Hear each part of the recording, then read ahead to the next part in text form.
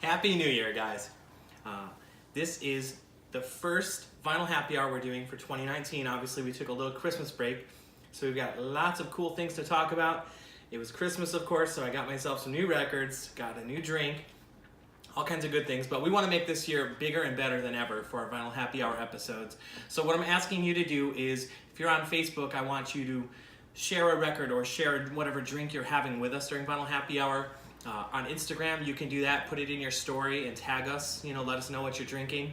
If you're watching this with us live. On YouTube also, leave a comment or if you have a suggestion of a different drink that you think I should try, any craft distilled spirit or bourbon or whiskey, I'd love to see your recommendations, so please leave those in the comments for us. But yeah, I want to get started. So this is, like I said, episode 21. We're doing vinyl happy hour every Thursday night.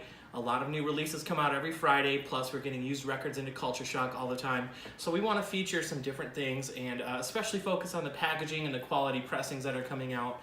And of course, we're going to be revealing, I've got the most expensive record that I've actually ever seen before, based on its valuation. We're going to feature that as our holy grail tonight. So I'm really excited about that.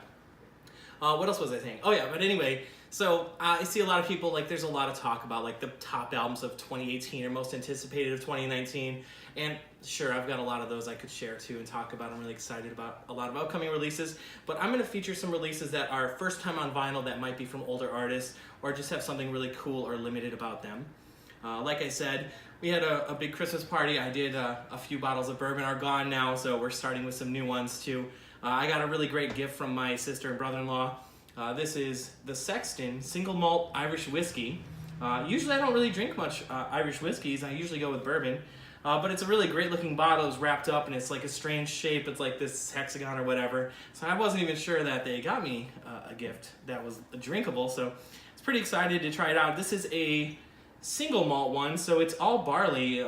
Usually, I'm more into something with a lot more corn or a little rye, a little sweeter. But what's interesting about this one is that it was aged in sherry barrels. So it actually gives it a lot more complexity than I thought it would.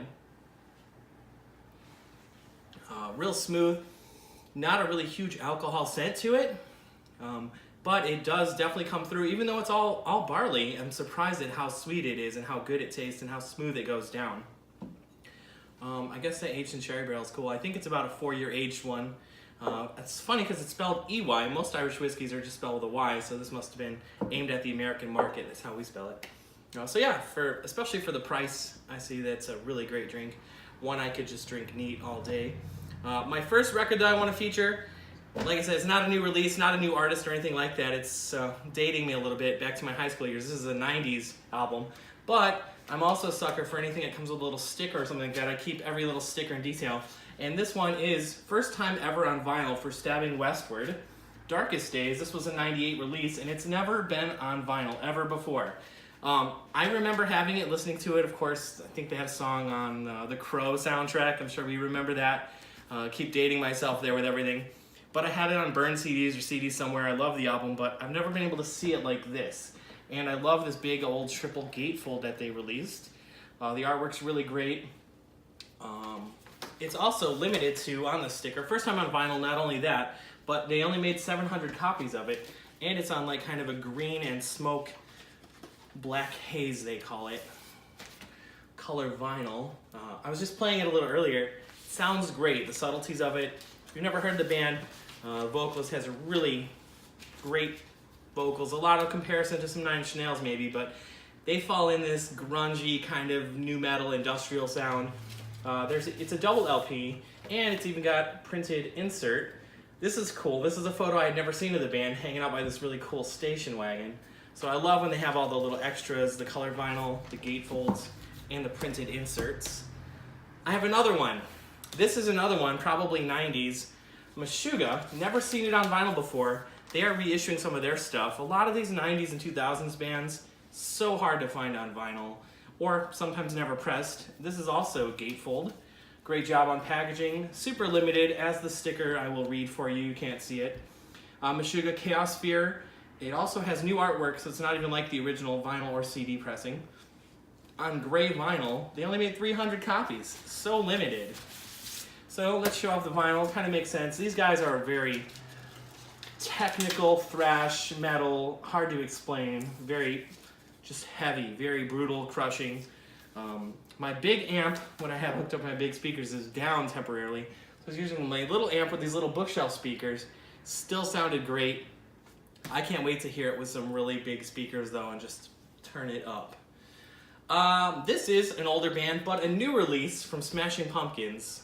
This album, a very special one because it's limited edition mystery vinyl, 500 copies randomly inserted with glow-in-the-dark LPs and posters. Shiny and oh so bright. I snagged a copy of it for myself. I listened to it digitally first just to make sure. I admire Billy Corgan. He's a great artist, great singer, songwriter. He's been a little off the deep end sometimes with his stuff with like Courtney Love and his semi-professional wrestling and stuff like that. He doesn't disappoint with the Smashing Pumpkins lineup though.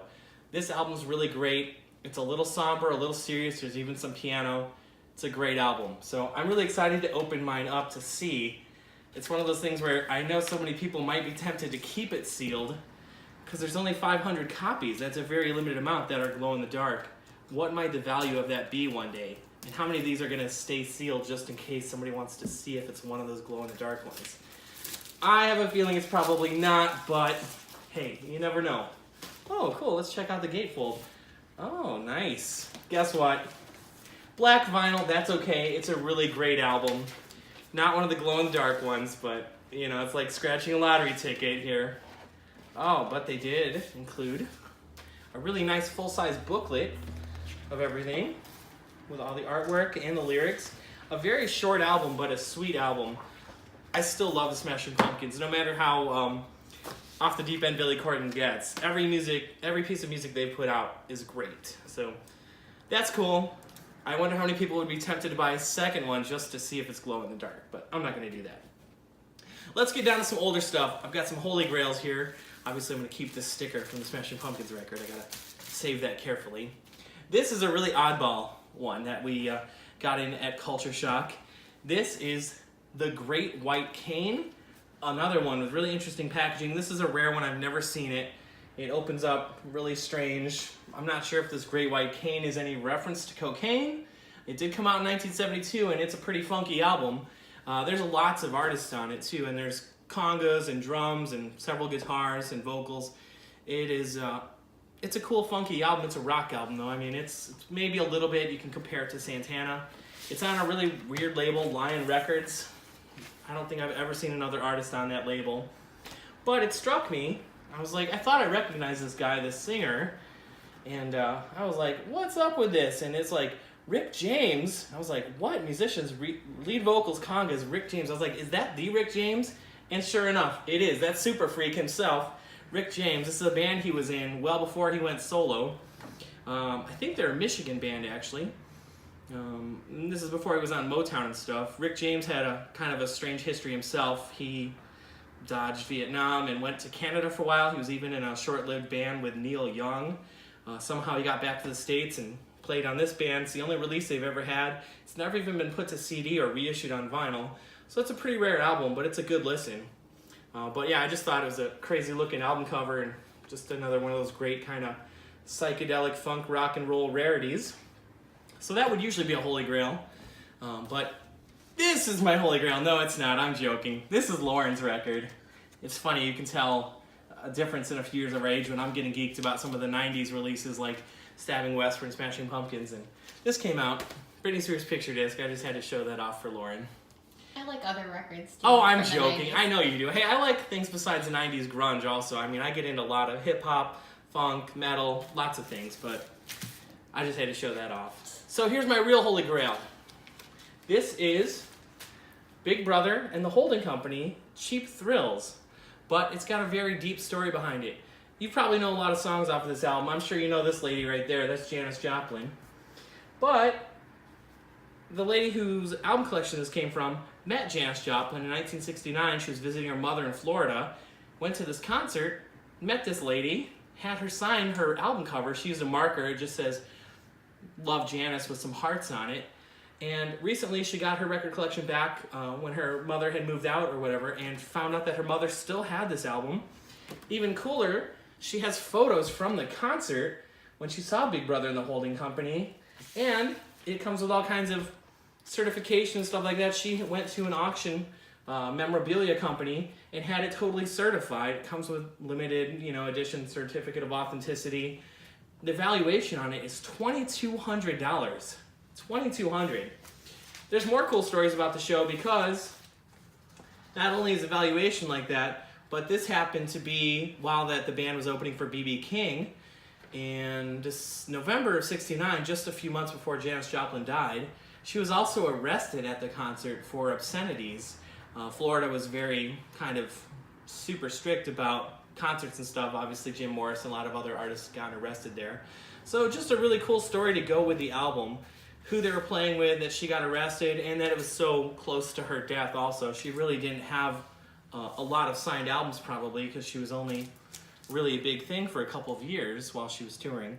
So yeah, that's definitely the most expensive record. We are not selling it for that much. We're actually selling it for less than half the price of its valuation. So we busted that out here during Christmas at the store. So it is available in for sale. I'm sure somebody would like to frame it probably or something like that, but I just thought that was so cool. I've never had a certified album that was valued at that much. So yeah, keep looking. I'm sure there's lots of great records out. 2019 is looking really good. There's a lot of artists who still had albums come out in 2018. Their stuff hasn't been released yet. We'll be getting that in. Like I said, it was Christmas. I did a little shopping and I got some gifts. So I've got lots of new whiskeys and bourbons to try. Can't wait to open those up. And yeah, it's great to see the record collections growing. A lot of people still getting into vinyl. And a lot of great releases coming out. We will keep stocking the store with great records for you. So please stop into Culture Shock and check out some records there. And join us every Thursday night when we do a new vinyl happy hour. So see you next Thursday. Thank you so much. Cheers.